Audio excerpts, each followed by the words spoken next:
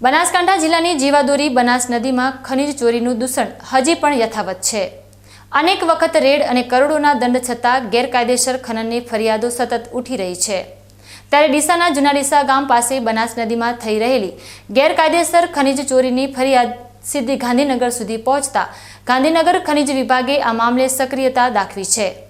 ગાંધીનગરની સૂચનાને આધારે પાટણ જિલ્લાના ભૂસ્તરશાસ્ત્રી દ્વારા તપાસ હાથ ધરવામાં આવી, જેમાં મોટો મુદ્દામાલ ઝડપાયો છે। ગાંધીનગર ખનીજ વિભાગે આ ફરિયાદની તપાસની જવાબદારી પાટણ જિલ્લાના ભૂસ્તરશાસ્ત્રી મહર્ષિ વ્યાસને સોંપી હતી।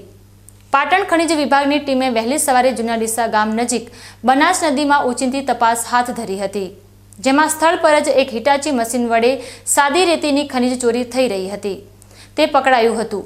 આ ઉપરાંત રેતી ભરવા આવેલા 2 ડમ્પરો પણ સ્થળ પરથી મળી આવ્યા હતા। ખનીજ વિભાગે તાત્કાલિક એક મશીન અને 2 ડમ્પરો કબજે લીધા હતા અને ગેરકાયદેસર ખનન થયેલી જમીનની માપણી કરી હતી। આ સમગ્ર કાર્યવાહીમાં અંદાજિત ₹1.5 કરોડનો મુદ્દામાલ જપ્ત કરવામાં આવ્યો છે અને દંડનીય કાર્યવાહી માટેની પ્રક્રિયા હાથ ધરવામાં આવી છે। ઉલ્લેખનીય છે કે જૂના ડીસા પાસે ખનીજ ચોરીને લઈને છેલ્લા 15 દિવસથી ગ્રામજનો અને લીઝ ધારકો વચ્ચે ધમાસાણ ચાલી રહ્યું છે, જેના પગલે ગત મોડી રાત્રે ડીસા ગ્રામ્ય મામલતદારે પણ રેતી ભરીને આવતા વાહનોની તપાસ કરી હતી।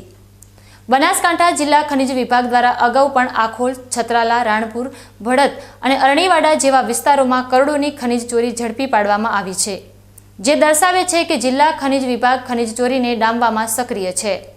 જો કે જૂના ડીસામાં ફરિયાદના આધારે સ્થાનિક ખનીજ વિભાગ દ્વારા ચેકિંગ હાથ ધરાયું હતું, ત્યારે ખનીજ ચોરો ભાગી જવામાં સફળ રહ્યા હતા, જે તેમની સક્રિયતા પણ દર્શાવે છે। પરંતુ પાટણની ટીમે રેડ કરીને મોટી કાર્યવાહી કરી છે। ગ્રામજનોની ફરિયાદને આધારે હવે સ્થાનિક ખનીજ વિભાગ દ્વારા પણ આ વિસ્તારમાં વધુ તપાસ હાથ ધરવામાં આવી છે।